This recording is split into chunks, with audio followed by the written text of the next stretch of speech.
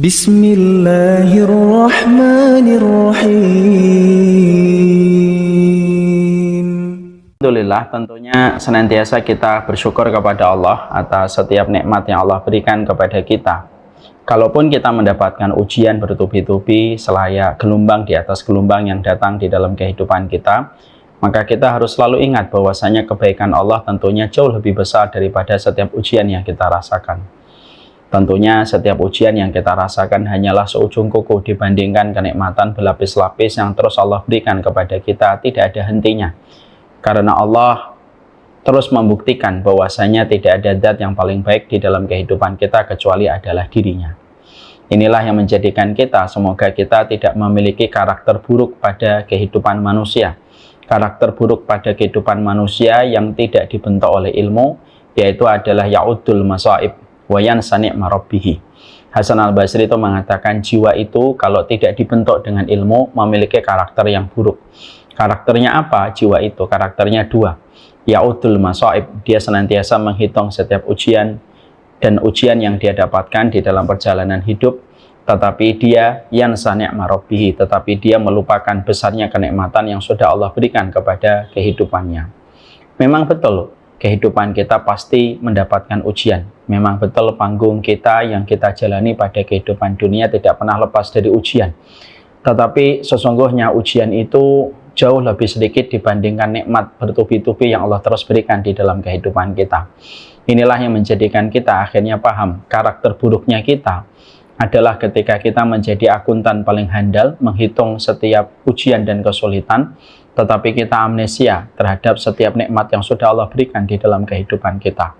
Inilah pentingnya kita bersyukur dengan ilmu yang kita peroleh, kita membentuk karakter dasar kita bentuk dengan sesuatu karakter yang Allah cintai. Karakter penduduk surga itu adalah mereka yang senantiasa lupa dengan ujian yang Allah berikan kepadanya, karena dia tahu ujian itu tidak sebanding dengan kenikmatan besar yang Allah berikan kepadanya. Kalau betul-betul jiwa kita telah mendapatkan sapaan keberkahan, maka sesungguhnya kalau kehidupan kita telah mendapatkan sapaan keberkahan, maka kita memiliki jiwa yang senantiasa menjadi akuntan paling handal, menghitung setiap kenikmatan, tetapi kita amnesia terhadap setiap ujian. Inilah yang menjadikan kita bersyukur kepada Allah. Kehidupan kita, betapa tidak sempurnanya kita ketika Allah terus memberikan kenikmatan di dalam kehidupan kita. Bahkan ketika kita sedang bermaksiat pun, Allah masih mengirimkan kepada kita kenikmatan oksigen dan semua yang kita butuhkan, walaupun kita sedang bermaksiat kepadanya. Walaupun kita melakukan dosa, melakukan maksiat, maka ketika kita bertobat, seketika Allah melupakan dan menghapuskan jutaan dosa yang pernah kita lakukan. Selama kita bertobat dengan taubatan nasuha, tidak ada yang lebih beruntung dari kehidupan orang beriman ketika kita telah memiliki Allah, zat yang berhak kita sembah di dalam kehidupan.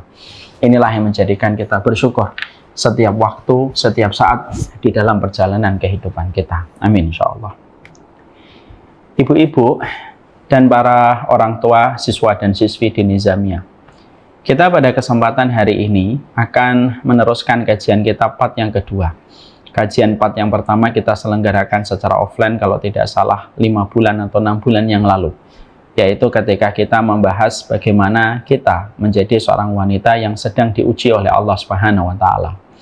Ini tentunya menjadi tema yang cukup menarik, karena pada dasarnya kita harus mengerti love language-nya Allah kepada kehidupan makhluk tidak sama dengan kehidupan love language-nya kita kepada sesama manusia. Kalau love language-nya kita sesama manusia, tentunya kita akan memberikan berbagai macam fasilitas, kenikmatan, kemudahan kepada orang yang kita cintai. Tapi ternyata Allah berbeda, bahwasanya Allah memiliki satu love language yang tidak sama antara kita dengan sesama manusia. Love language-nya Allah kepada kehidupan manusia itu adalah ketika Allah menguji manusia dengan berbagai macam kesulitan dan takdir pahit yang mereka temukan di dalam perjalanan hidup. Dan tentunya ada hikmah besar yang Allah ingin berikan kepada kita sebagai orang yang diuji oleh Allah. Oleh karenanya ketika kita sedang membahas tentang bagaimana seorang wanita ketika dia diuji oleh Allah Subhanahu wa Ta'ala, inilah yang menjadikan kita membahas bagaimana kita meneruskan materi ini supaya kita sebagai seorang ibu, sebagai seorang istri, tahu bagaimana ketika kita diuji oleh Allah di dalam perjalanan kehidupan kita. Kita pada pertemuan yang terakhir, sekitar 5 atau 6 bulan yang lalu, kita telah membahas bahwasanya pembahasan yang telah kita sempurnakan itu adalah bagaimana seorang wanita harus menyadari betul bahwasanya dirinya ketika telah ditetapkan sebagai seorang wanita di dalam kehidupan ini, Allah tidak mungkin menetapkan takdir secara random. Tetapi Allah ketika menjadikan seorang wanita memiliki kelamin dan memiliki identitas sebagai seorang kaum Hawa, maka pastinya bahwasanya Allah yang paling tahu siapa yang berhak menjadi laki-laki dan siapa yang paling berhak menjadi perempuan. Dan tentunya ketika seorang wanita telah dinobatkan oleh Allah menjadi seorang wanita, pada dasarnya wanita bukan lapis yang kedua, tetapi wanita memiliki kedudukan dan kemuliaan yang sama ketika mereka menjadi hambanya Allah yang taat.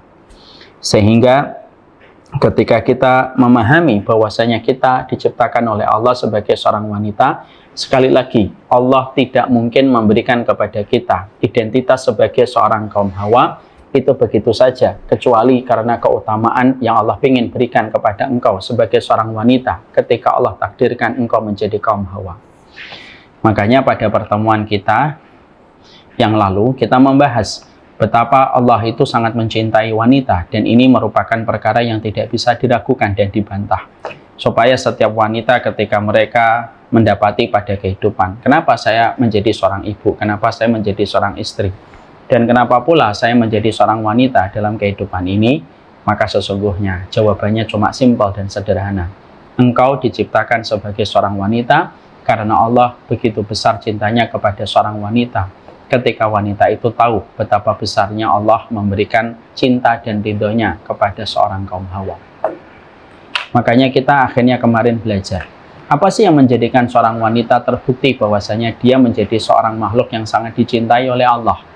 Dan saya pernah menyampaikan di dalam kesempatan perdana ketika kita berjumpa, saya menyampaikan betapa besarnya keutamaan yang Allah berikan kepada wanita dan betapa mudahnya seorang wanita mereka mendapatkan kehidupan rahmat. Saking begitu luar biasanya sampai banyak ulama yang mengatakan kami iri dengan besarnya kemudahan yang Allah berikan kepada kaum wanita ketika mereka menjadi hambanya Allah. Setidaknya kemarin kita telah membahas ada 3 keutamaan besar yang Allah berikan kepada wanita yang Allah tidak berikan kepada seorang laki-laki. Apa itu? Yang pertama, seorang wanita itu apabila dia telah menjadi seorang ibu, maka sesungguhnya kekuatan doanya seorang ibu melebihi doanya seorang bapak.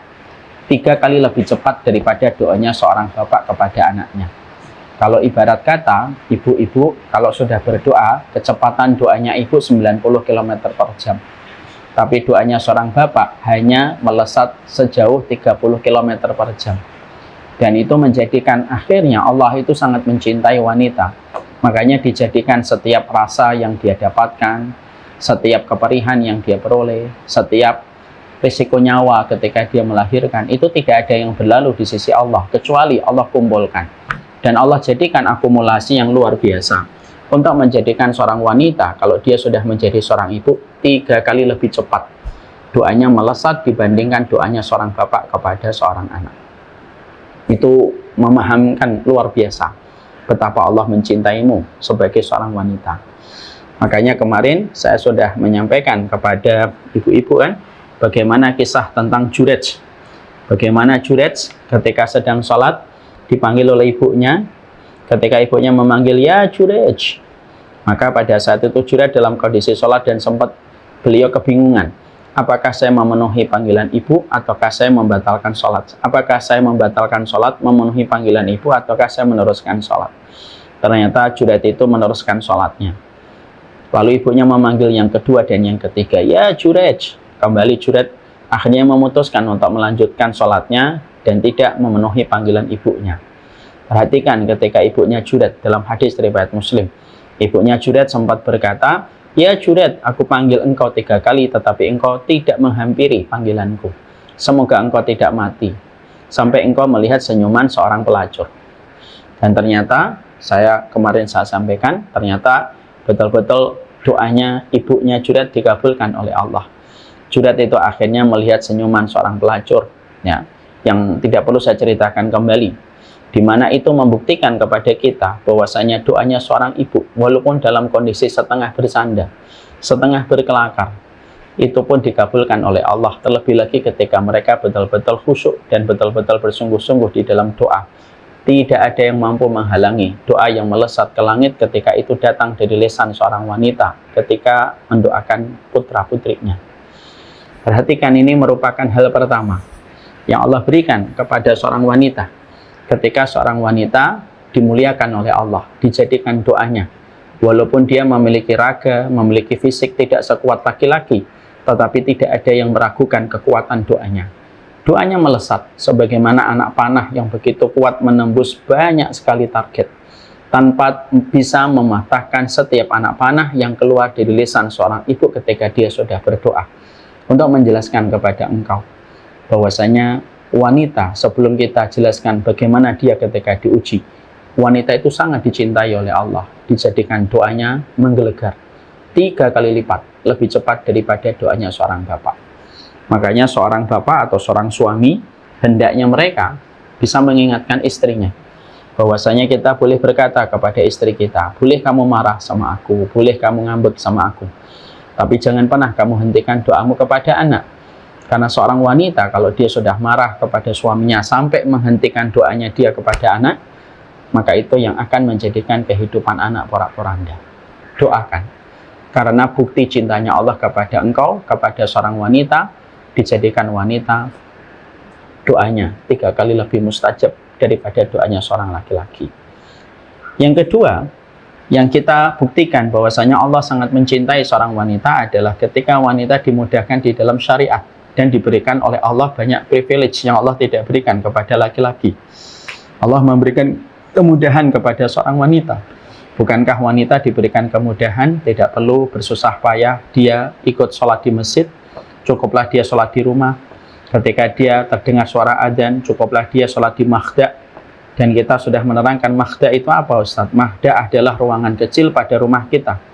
Lalu di mana kalau pada ruangan kecil itu seorang wanita sholat, maka seketika sholatnya sama, sejajar keutamaannya, equal dengan sholatnya laki-laki di masjid. Padahal sholatnya laki-laki di masjid bukan perkara yang ringan. Mengeluarkan motor, mengeluarkan mobil, konsisten dari satu panggilan kepada panggilan sepanjang hidupnya, itu bukan perkara ringan. Dan ternyata mendapatkan keringanan dari Allah. Sholatnya tidak perlu datang ke masjid, tapi pahalanya disempurnakan sejajar dengan pahala seorang laki-laki yang bersusah payah datang ke masjid.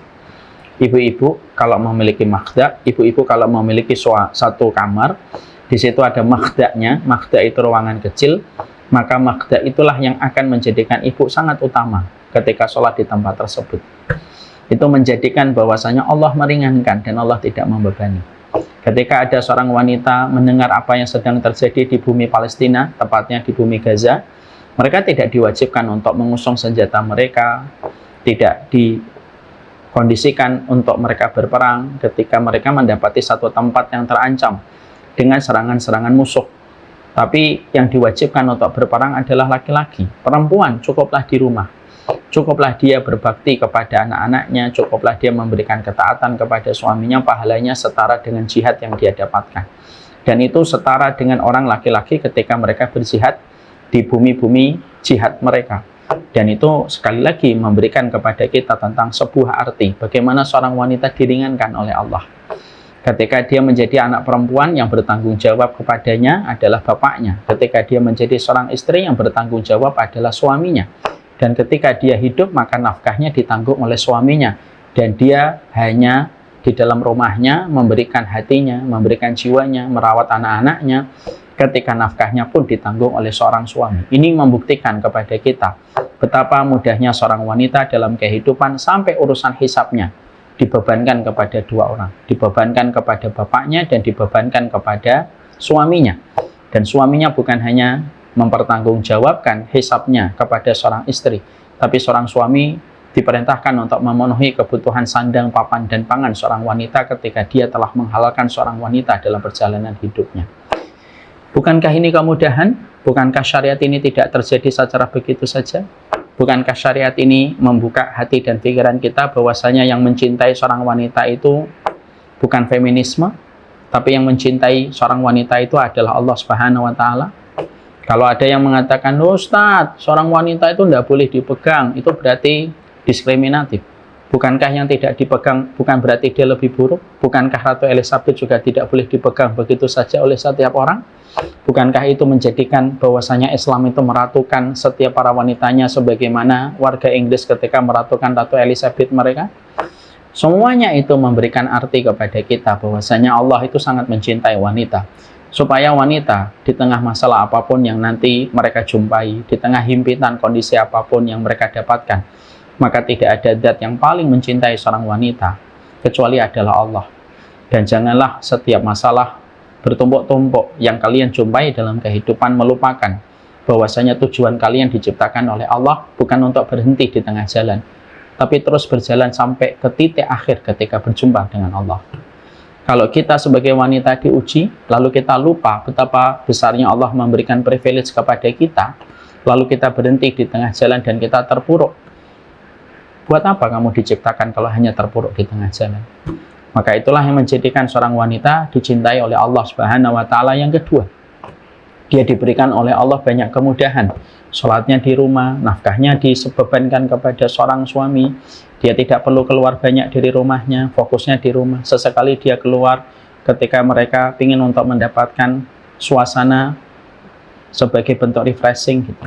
Tapi selebihnya Allah mudahkan seorang wanita. Bukan hanya itu saja, tapi sampai kita juga menjumpai bahwasanya seorang wanita diberikan oleh Allah me time, oleh Allah Subhanahu wa taala. Bukankah ketika seorang wanita diberikan siklus bulanan itu merupakan me time dari Allah? Sampai Allah pun tahu bahwasanya wanita itu butuh waktu bersama dengan dirinya. Allah berikan kepadanya siklus bulanan. Bukan hanya untuk mengeluarkan darah kotor yang ada pada dirinya, tapi sesungguhnya me time itu juga merupakan, siklus bulanan itu juga merupakan bagian dari me time yang Allah berikan supaya wanita bisa menarik nafas untuk dirinya, meresapi pada perjalanan hidupnya. Ketika mereka pada waktu siklus bulanan, mereka tidak perlu sholat, mereka tidak perlu membaca Al-Quran, tapi supaya mereka bisa istirahat sejenak dari perjalanan panjang ketika beribadah kepada Allah. Dan itu merupakan bagian dari salah satu surat cintanya Allah kepada wanita, yang terkadang banyak wanita itu tidak tahu. Siklus bulanan bukan hanya sekedar siklus bulanan. Siklus bulanan adalah surat cintanya Allah kepada seorang wanita, supaya mereka merasakan hangatnya cintanya Allah setiap bulan kepada seorang wanita ketika mereka diberikan istirahat setiap bulannya 1 pekan, yang itu tidak pernah diberikan kepada laki-laki. Laki-laki capek, laki-laki capek. Laki-laki itu dicintai dengan banyak syarat. Laki-laki itu harus bertanggung jawab, laki-laki itu harus mengawasi, laki-laki itu harus mengendalikan, laki-laki itu harus mendidik. Laki-laki itu dari dia membuka mata sampai menutup mata, semuanya harus berada pada tanggung jawab yang harus dia perhatikan secara detail. Tapi ada nggak waktu istirahat bagi laki-laki dengan me time? Nggak ada. Nggak ada. Yang ada hanya untuk perempuan ketika mereka istirahat selama sepekan. Ketika dalam 1 bulan Allah memberikan itu sepanjang hidupnya. Bukankah itu merupakan getaran yang luar biasa dari love language-nya Allah kepada wanita, yang menjadikan wanita harus memahami, ya Allah, betapa mudahnya Allah meringankan hidupmu, dan betapa mudahnya Allah ketika sangat besar mencintaimu sampai memberikan banyak kemudahan di dalam perjalanan hidupmu. Yang ketiga, yang kita dapati dan kita jumpai, bagaimana seorang wanita ketika mereka telah lahir, maka sesungguhnya orang tuanya kalau mampu mendidik seorang wanita, dia menjadi sholihah, terjaga kesuciannya, terjaga kehormatannya sampai dia menikah, maka bisa menjadi hijab dan bisa menjadi sutrah, bisa menjadi penghalang antara orang tuanya dari dinding api neraka. Yang mana ini tidak disebutkan secara spesifik untuk anak laki-laki. Kenapa? Ya karena keistimewaan anak perempuan yang disampaikan oleh Allah Subhanahu wa taala, supaya dirasakan getaran rasa cintanya Allah kepada wanita. Makanya sampai mendidik anak perempuan itu taat kepada seorang ibu lebih besar daripada taatnya kepada seorang bapak. Coba. Jadi kalau seorang anak, misalkan dia berbakti, misal dalam contoh kasarnya atau realitanya, seorang anak mengumrohkan ibunya, harusnya mengumrohkan 3 kali, bapaknya umrohnya 1 kali saja. Kalau kita bandingkan realitanya, kenapa? Karena memang 3 kali lebih besar baktinya seorang anak kepada ibunya daripada baktinya dia kepada seorang bapak. Karena memang walaupun kita tidak boleh meremehkan bapak, memang betul keringatnya seorang bapak tidak segurih air susu, tapi bagaimanapun air susu itu memberikan keberkahan. Makanya Allah sampai menyampaikan di dalam surat Maryam ayat yang ke-32, wa barram biwalidati wa lam yaj'alni jabbaran syaqiyya. Sesungguhnya aku berbakti kepada ibuku, kata Nabi Isa di dalam surat Maryam 32, walam yaj'alni jabbaran syaqiyya, maka aku tidak dijadikan sombong, tidak dijadikan celaka oleh Allah. Makanya seorang anak yang dia secara spesifik berbakti kepada ibunya, bukan manja ya, tapi berbakti sama ibunya, maka Allah itu mengatakan walam yaj'alni jabbaran syaqiyya, tidak dijadikan sombong dan tidak dijadikan celaka. Makanya kalau kita memahami Nabi Isa itu orangnya lembut, halus. Nabi Isa itu lembut dan halus. Jadi memang soft spoken Nabi Isa itu, orangnya lembut, halus. Dan Nabi Isa itu tidak pernah celaka. Makanya ketika beliau dikepung oleh Bani Israel untuk dibunuh, Allah yang mengangkat Nabi Isa. Nabi Isa hidup sampai hari ini. Dan Nabi Isa masih punya satu tugas besar, untuk turun lagi ke atas muka bumi dan membunuh Dajjal di akhir zaman. Kenapa sebesar ini agenda yang Allah berikan kepada Nabi Isa? Maka kunci jawabannya ada pada surat Maryam 32. Wa barram biwalidati wa lam yaj'alni jabbaran syaqiyya. Karena aku berbuat baik kepada ibuku, aku tidak dijadikan celaka dan aku tidak dijadikan sombong. Di mana ini tidak ada ayat yang secara spesifik mengatakan kepada seorang bapak. Memang wajib berbuat baik kepada bapak, tapi tidak sebesar kewajiban berbuat baik kepada seorang ibu. Makanya sampai akhirnya sedemikian dahsyatnya, sampai anak-anak kita, kualitas mereka itu tergantung kepada ibunya, kepada mamahnya di dalam perjalanan hidup. Kalau mereka rapi hubungannya dengan ibunya dan mamahnya, akan rapi kualitas hidupnya. Tapi kalau dia tidak rapi kualitas dengan mamahnya dan ibunya, maka dia juga tidak akan rapi kualitas hidupnya.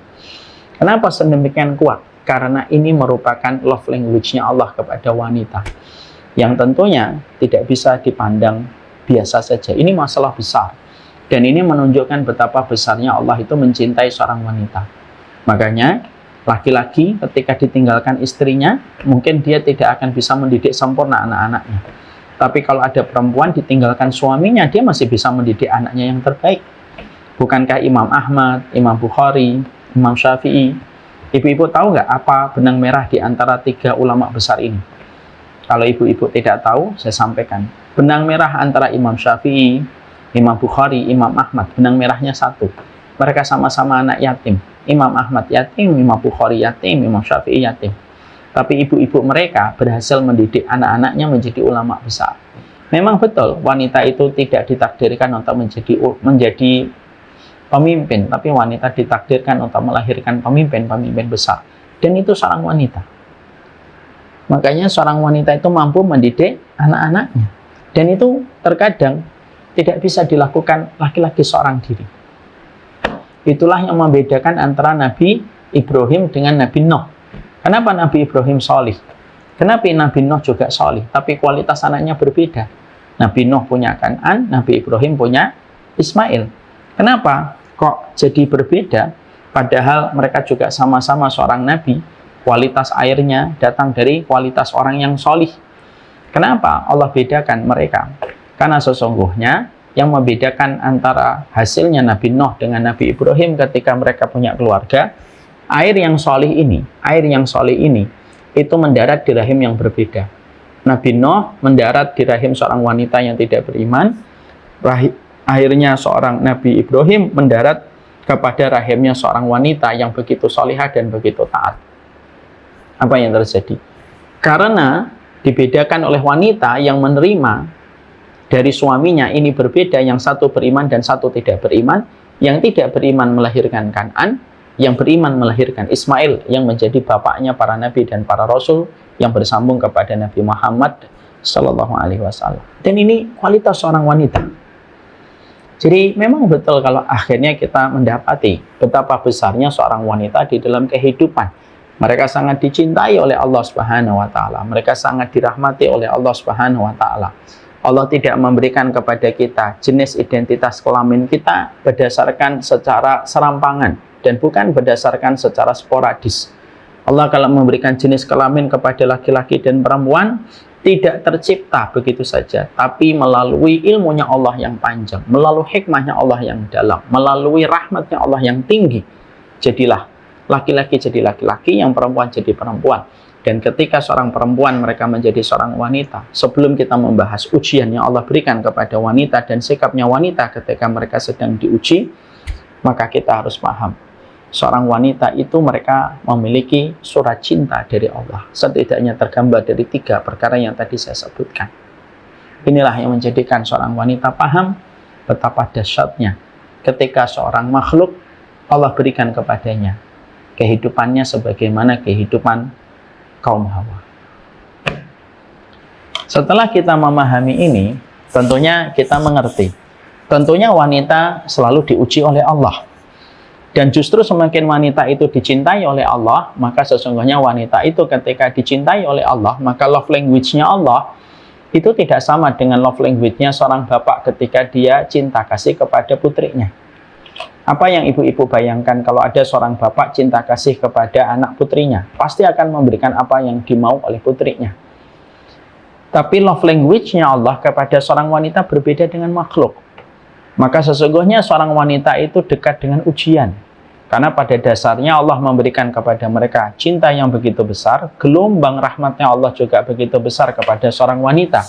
Tapi seorang wanita itu pun ketika mereka di dalam perjalanan hidupnya, fitrah kehidupan bernama panggung ini tidak akan pernah menjauhkan wanita kecuali dengan ujian. Pasti dekat dengan ujian. Kenapa? Supaya wanita-wanita ini yang bertubi-tubi mendapatkan cobaan demi cobaan, ujian demi ujian yang itu datang melalui surat cintanya Allah, supaya wanita terbentuk ketika mereka mengalami banyak benturan, mereka menjadi kuat ketika mereka mendapatkan ujian itu, dan supaya mereka kelak pantas untuk menjadi pemimpin-pemimpin para bidadari di surga. Karena setiap ujian yang telah mereka terima di dalam kehidupan disempurnakan. Setiap ujian itu begitu sempurna di dalam kehidupan mereka. Makanya kalau kita melihat di dalam akidah Ahlussunnah wal Jamaah, di dalam akidah Ahlussunnah wal Jamaah kita mendapati dan kita menjumpai apa yang kita jumpai. Di dalam akidah Ahlussunnah wal Jamaah itu diterangkan, seorang wanita ketika mereka sudah memasuki surga, kedudukan mereka, parasnya mereka, fisiknya mereka itu melebihi parasnya dan posisi dan kedudukannya para bidadari di surga. Mungkin ada yang berkata, Ustadz, bukankah para bidadari terkenal dengan kecantikannya, parasnya yang rupawan, yang apabila mereka melirik ke surga, melirik ke dunia, maka dunia ini akan terasa hambar semua kecantikan para wanita-wanita ini? Maka betul, memang para bidadari diciptakan oleh Allah dengan paras yang rupawan. Dan kalaulah mereka itu melirik ke dunia, seluruh kecantikan wanita di dunia ini akan menjadi hambar kalau sudah seorang bidadari melirik ke dunia. Tapi itu konteksnya kapan? Ketika konteksnya seorang wanita masih berada di dunia dengan ujian demi ujian yang mereka hadapi. Tapi ketika wanita itu sudah menyelesaikan satu persatu ujian yang Allah berikan kepada mereka sampai mereka berjumpa dengan Allah dengan kejujuran, maka seorang wanita itu mereka ditinggikan derajatnya di surga dan mereka melebihi parasnya para bidadari. Karena bidadari tidak pernah melewati ujian, bidadari tidak pernah meneteskan air mata, bidadari tidak pernah melewati beratnya ketika menyusui, bidadari tidak pernah melewati masa ketika dia harus menahan kesabaran dan menata keridhaan. Bidadari tidak pernah merasakan artinya bagaimana dia menahan diri. Bidadari tidak pernah merasakan bagaimana siklus bulanan, darah nifas, dan seluruh perjuangan yang dialami oleh seorang wanita dalam kehidupan di dunia.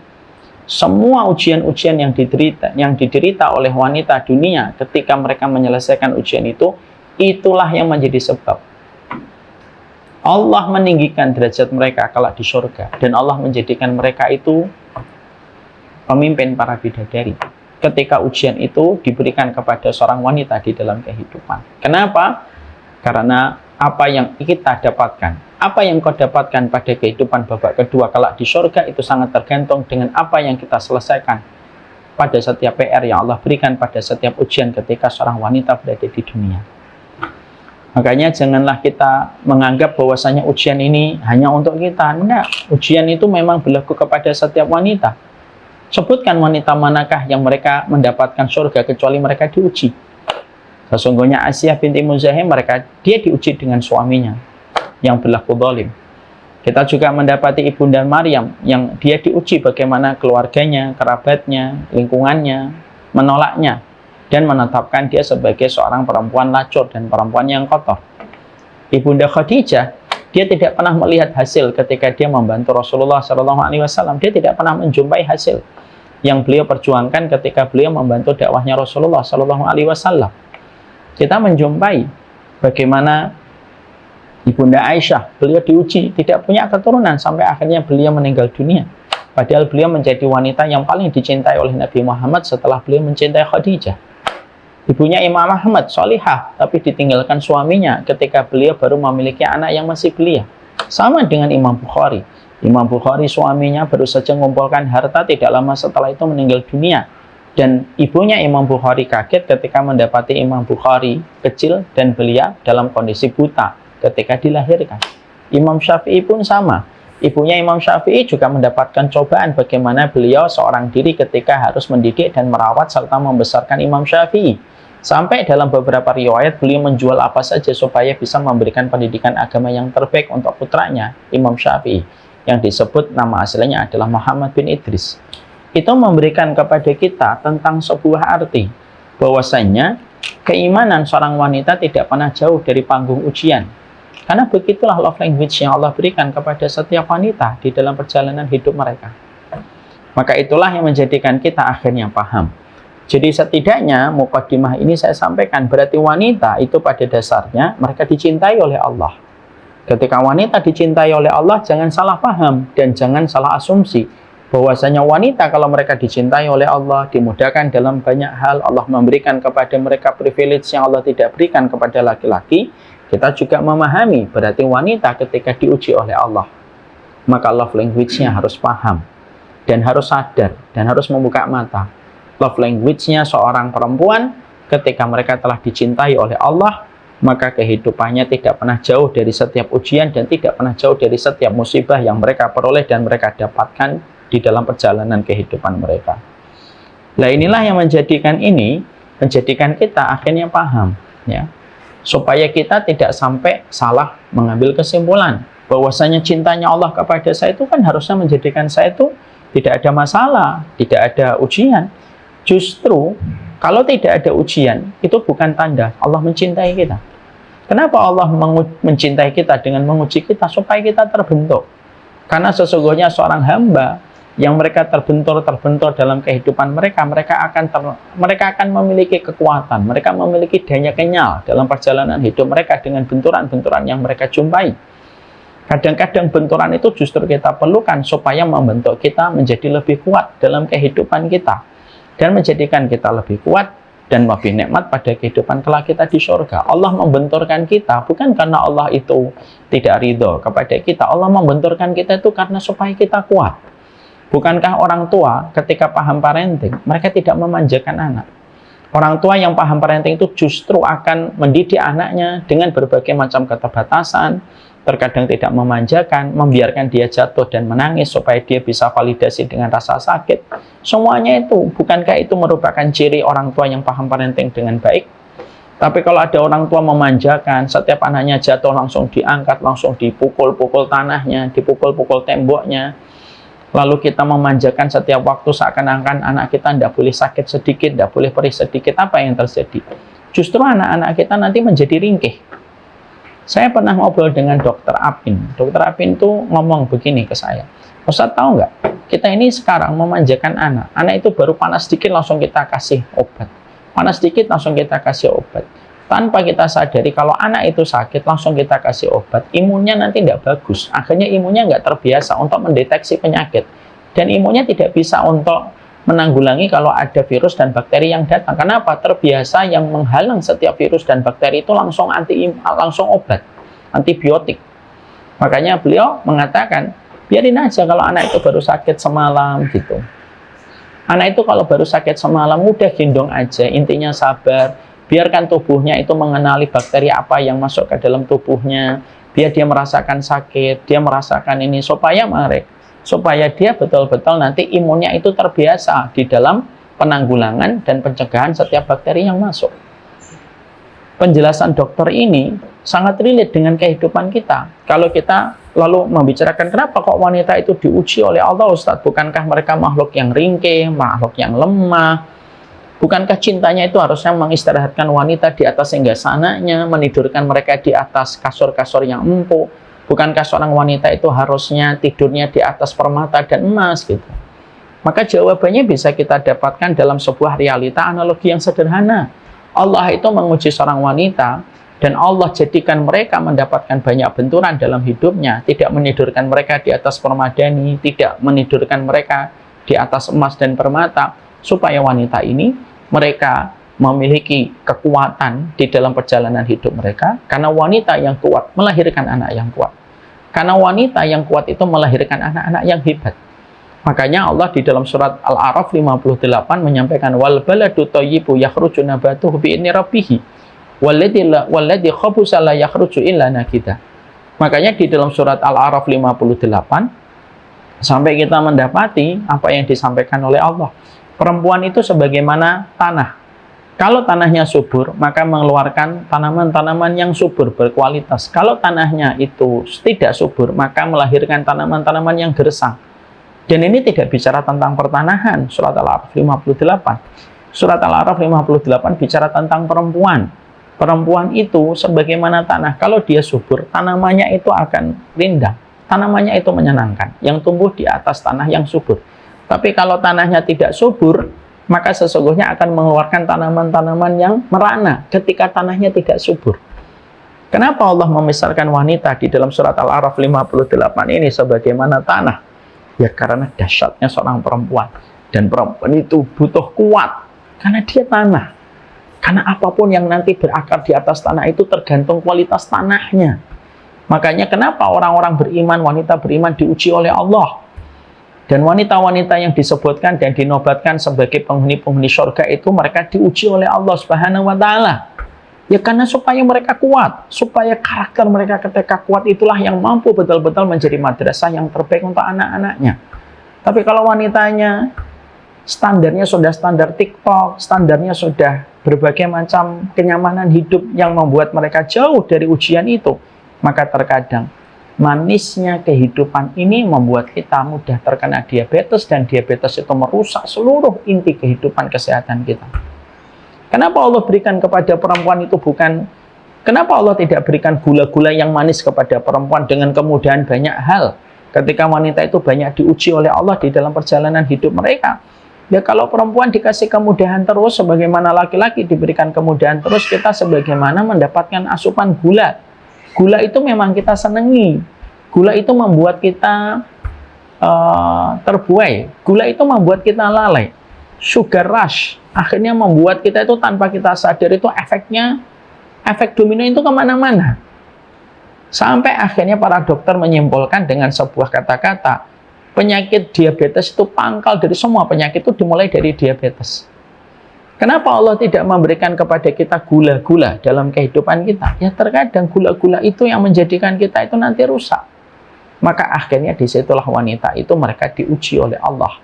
Mereka mendapatkan ujian di dalam kehidupan mereka.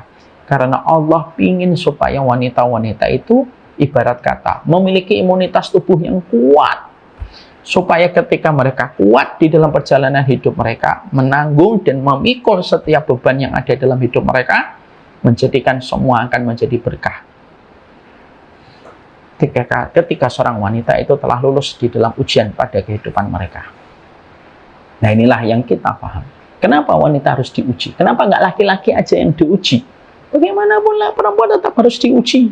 Kalau wanita tidak diuji, bagaimana nanti Allah punya alasan memasukkan dia ke surga? Ya? Apa alasan Allah nanti memasukkan dia ke surga kalau dia nggak mendapati ujian? Allah mengujinya karena Allah itu ingin memberikan kepadanya alasan supaya dia memiliki kepantasan untuk memasuki surga dan menjadi pemimpin para bidadari. Sehingga para bidadari nanti ketika di surga itu mereka sangat paham Oh, kenapa dia jadi pemimpin kami? Ya wajar, mereka pemimpin kita. Dia melahirkan, dia sabar, dia ridho, dia nyusuin anak, dia ngerawat anak. Wah, pantas dia jadi pemimpin kita. Kita saja kalau jadi penduduk perempuan di dunia, mungkin kita nggak akan mampu. Mungkin itulah kata-kata yang pantas. Karena Allah itu akan menjadikan para wanita itu di dalam, ini sekali lagi, ini dalam akidah Ahlussunnah. Para wanita di dunia itu nanti akan menjadi para pemimpin-pemimpin bidadari di surga. Dan supaya para bidadari itu jangan sampai mengatakan, ya Allah salah ini jadi pemimpin kami. Karena hidupnya biasa-biasa aja kok jadi pemimpin kami. Tapi ketika pemimpin itu betul-betul melewati ujian demi ujian yang berat dalam kehidupan mereka, mereka akhirnya layak dinobatkan menjadi pemimpin para bidadari. Ketika para bidadari mereka angkat tangan mereka dan mereka hormat kepada para pemimpin mereka. Karena mereka tahu track recordnya perempuan yang menjadi pemimpin mereka itu memang perempuan luar biasa ketika mereka diuji oleh Allah. Tidak akan sempurna ujianmu dalam hidup sampai sempurnanya seorang Hajar ketika diuji oleh Allah melalui Nabi Ibrahim. Tidak akan sempurna ujian dalam hidupmu seorang wanita sampai ujianmu setara dengan ujian yang Allah berikan kepada Ibunda Khadijah. Seumur hidup membantu Nabi. Hartanya habis di dalam dakwah ketika membantu Rasulullah SAW. Tapi beliau tidak pernah menjumpai hasilnya di dunia. Ibunda Khadijah itu termasuk wanita yang dikatakan oleh Nabi Muhammad, wanita di dunia yang mereka beramal secara jujur kepada Allah tapi tidak melihat hasilnya di dunia. Khadijah, kata Rasulullah. Khadijah itu. Ibunda Khadijah tidak melihat hasilnya di dunia. Dia tidak pernah menjumpai bagaimana Rasulullah itu menjadi laki-laki yang dihormati di kota Mekah setelah menang. Rasulullah, Ibunda Khadijah tidak melihat bagaimana ratusan ribu orang akhirnya menjadi pengikutnya Rasulullah SAW. Ibunda Khadijah tidak pernah menjumpai itu. Supaya akhirnya bagaimana seorang wanita memahami betul bahwasanya seorang wanita itu pada dasarnya kenapa mereka harus diuji. Karena ujian itu memantaskan mereka untuk menjadi pemimpin para bidadari. Dan wanita itu ketika mereka diuji oleh Allah. Karena sesungguhnya ujian yang mendekatkan mereka kepada benturan itu mengokohkan mereka supaya perjalanan mereka menjadikan mereka kuat, dan tanah yang kuat melahirkan tanaman-tanaman yang kuat sebagaimana surat Al-A'raf 58. Sekarang para ulama lalu menerangkan bab yang ketiganya. Bab ketiganya para ulama lalu menerangkan wanita itu akan diuji dari 4 perkara. Wanita itu akan diuji dari 4 perkara, sebagaimana laki-laki pun sama, mereka akan diuji dengan 4 perkara. Yang pertama, wanita itu akan diuji dari dirinya sendiri. Jadi wanita itu akan diuji dengan dirinya sendiri. Dan dirinya sendiri itu ada 2, fisiknya dan pikirannya. Fisiknya dan pikirannya. Fisiknya wanita itu nanti akan mudah terkena penyakit, akan dititipi oleh Allah dengan musibah-musibah penyakit yang Allah berikan di dalam kehidupan mereka, dan itu merupakan bagian dari kehidupan seorang wanita. Ya. Maka sesungguhnya seorang wanita itu mereka diuji dengan dirinya sendiri. Ujian itu melalui penyakit. Siapapun seorang wanita kalau mereka sudah mendapatkan cobaan demi cobaan, ujian demi ujian dalam hidupnya diberikan oleh Allah sakit, kita bahas dulu yang sakit. Ini bahasan pertama ya. Jadi wanita diuji dari 4 sisi. Kita bahas yang pertama. Wanita diuji dengan dirinya sendiri. Nah, diuji dengan dirinya sendiri ada 2. Ada 2. Diuji dengan dirinya pada fisiknya, dan diuji dengan bagaimana dia dengan pikirannya dia sendiri. Diuji pada dirinya sendiri dengan sakit. Artinya banyak wanita yang mereka nanti akan mendapatkan titipan-titipan ujian dari Allah dengan rasa sakit yang Allah timpakan kepada fisiknya. Sehingga dia merasakan sakit pada dirinya. Makanya kita mendapati dalam satu riwayat yang sahih ada seorang perempuan budak hitam, legam, gitu. Lalu datang kepada Nabi SAW dan mengatakan kepada Nabi SAW, ya Nabi, sesungguhnya ini Usra, saya ini adalah perempuan yang terkena penyakit epilepsi. Saya kena penyakit ayan ya Rasulullah. Lalu wanita itu berkata kepada Nabi, antat wali ayashfiani, tolong doakan saya ya Rasulullah supaya saya sembuh dari penyakit saya. Seketika Rasulullah SAW tidak langsung mengabulkan permintaan wanita salihah ini, tapi Nabi itu mengatakan in syi'ti da'uti ayashfiyaki wa in syi'ti tasbiri falakil jannah. Nah, Nabi SAW mengatakan, kalau kamu sabar, Allah akan memberikan kepadamu surga. Allah akan memberikan kepadamu surga kalau kamu sabar. Tapi kalau kamu mau, aku doakan semoga kamu disembuhkan, dan dengan izin Allah nanti kamu akan sembuh. Ternyata perempuan ini lebih memilih, ya sudah ya Rasulullah, kalau ada dua pilihan ini, saya memilih untuk sabar ya Rasulullah. Saya milih sabar. Saya milih sabar aja ya Rasulullah. Selama kesabaranku bermuara kepada surga. Selama kesabaranku bermuara kepada surga, aku milih sabar. Maka seketika Nabi ketika mendapati wanita itu memilih surga, memilih sabar, maka Nabi mendoakan supaya dia sabar. Dalam beberapa langkah ketika wanita itu meninggalkan Nabi, lalu dia datang kembali kepada Nabi dan menceritakan satu perihal yang baru. Ya Rasulullah, kecuali satu ya Nabi. Apa itu? Kalau saya sedang ayannya kambuh dan epilepsinya kambuh, sering sekali auratku tersingkap. Dan aku malu ya Rasulullah. Bolehkah engkau mendoakan diriku ketika nanti ayanku dan epilepsiku kambuh, Allah menutup rapat auratku karena aku malu ketika auratku tersingkap. Masya Allah. Masya Allah ibu-ibu. Rasulullah, wanita ini ketika dia tidak sadar, sering tersingkap auratnya, itu kan sebenarnya secara hukum dia tidak dosa karena dia tidak sadar. Tapi wanita ini walaupun dia tahu itu tidak dosa, karena saking malunya sama Allah, sampai tidak sadar pun dia tidak mau membuka aurat. Makanya dia berdoa, ya Rasulullah, doakan saya Rasulullah. Saya sabar dengan penyakit epilepsi saya. Tapi doakan semoga Allah nutup rapat auratku. Dan Nabi mendoakan, ya sudah, aku doakan. Dan wanita ini setelah pisah dari Nabi SAW, maka wanita ini epilepsinya, ayannya sering kambuh. Tapi setiap ayannya kambuh itu ditutup rapat oleh Allah dan tidak sama sekali tersingkap auratnya. Seakan-akan membuktikan bahwasanya Allah itu memberikan kepadanya apa? Dikabulkan permintaan akhiratnya. Jadi di situ kita menjumpai dan kita mendapatkan dalam perkara itu, kita menjumpai apa? Betapa besarnya bahwasanya wanita itu akan diuji, dan salah satu ujian yang mengenai kepada wanita itu fisiknya. Wanita itu akan diuji dengan fisiknya. Di satu sisi dia punya kekuatan karena tulang-tulangnya perempuan itu disetting oleh Allah, defaultnya itu mampu menahan rasa sakit ketika melahirkan. Makanya tingkat rasa sakit seorang wanita ketika melahirkan tidak akan pernah mampu dipikul dan dirasakan seorang laki-laki. Kalau misalkan rasa sakit itu ditimpakan kepada laki-laki. Tapi di sisi yang lainnya, wanita itu diuji dengan fisiknya, yaitu adalah sebagian wanita itu ada yang ditakdirkan sakit. Dan itu ujian bagi seorang wanita.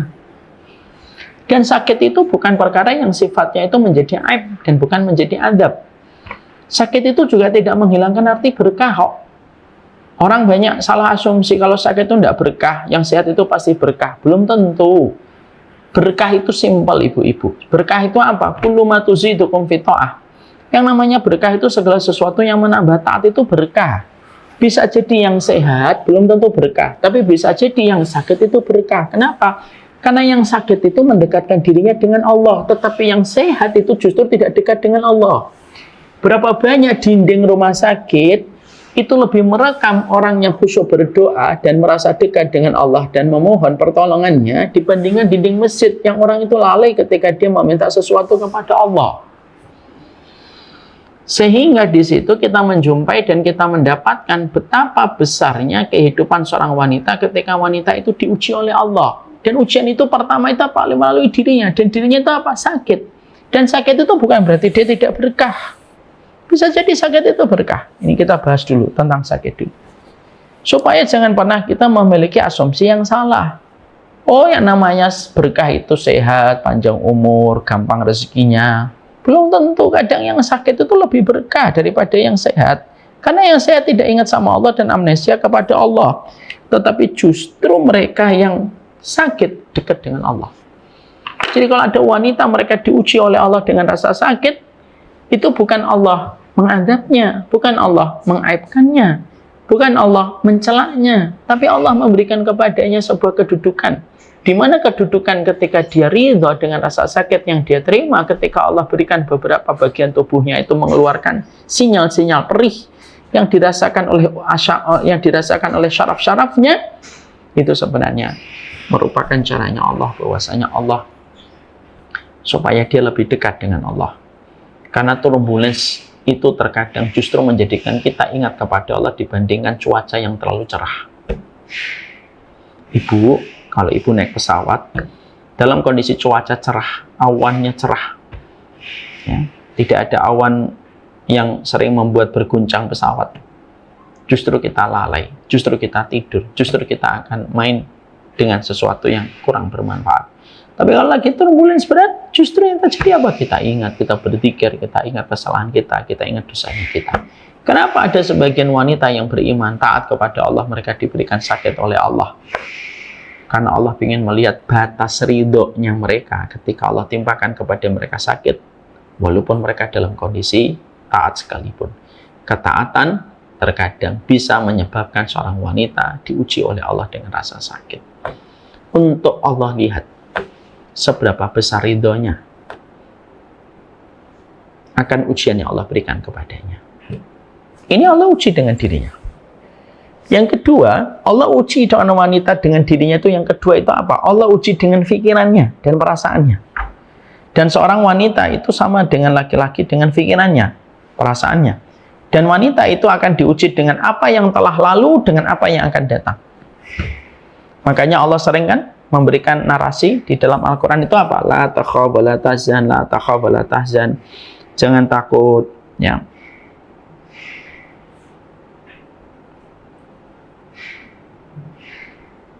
Ya. Jangan takut, jangan khawatir, jangan takut, jangan khawatir gitu. Kenapa Allah sering mengirimkan kata la takhaf wa la tahzan, la takhaf wa la tahzan, la takhaf wa la tahzan? Jangan takut, jangan khawatir, jangan takut, jangan khawatir. Berulang-ulang Allah mengirimkan itu kepada kita. Karena manusia, terutama wanita itu diuji dengan dua. Diuji dengan masa lalunya dan diuji dengan apa yang akan terjadi di masa mendatang. Diuji dengan masa lalunya itu apa? Diuji dengan apa yang pernah dia lalui. Ketika mungkin dia menjadi orang yang mungkin ingat bagaimana dulu dia hutang pengasuhan, pernah didolimi, pernah disakiti. Dan perempuan dan laki-laki pun sama, diuji dengan apa yang akan terjadi di masa mendatang. Apa yang terjadi di masa mendatang itu adalah bahwasanya dia diuji dengan berbagai macam perkara-perkara yang akan datang dalam kehidupan di masa mendatang. Rasa khawatirnya, rasa takutnya. Sebagaimana kita mendapati seorang ibunda Maryam, seorang ibunda Maryam itu pun pernah sampai beliau itu menatap masa depan gitu, dengan rasa khawatir gitu, sampai Allah menyampaikan di dalam salah satu ayat di dalam surat Maryam, fa'aja'ah al-makhadu ila jid'in nakhlati qalat ya laitani mitu qabla hada wa kuntu nasan mansiya. Dia bersandar ke pohon kurma gitu. Lalu akhirnya ketika dia bersandar ke pohon kurma, maka ibunda Maryam itu berkata, ya laitani mitu qabla hada wa kuntu nasan mansiya. Ya Allah, beratnya ujian ini ya Allah. Alangkah baiknya saya meninggal saja dan dilupakan manusia. Alangkah baiknya saya itu meninggal dan dilupakan oleh manusia. Sampai seorang ibunda Maryam itu tingkat ujiannya kepada dirinya, bukan hanya dirinya yang harus menghadapi betapa beratnya ujian ketika beliau dalam kondisi hamil, tapi beliau juga menghadapi beratnya kehidupan beliau itu tentang bagaimana ke depannya. Sampai dia bersandar ke pohon kurma itu sampai mengatakan, sudahlah ya Allah, mati aja. Ya laitani mitu qabla hada wa kuntu nasan mansiya. Ya Allah, matiin saja supaya saya itu dilupakan orang dan tidak ada yang peduli dengan saya.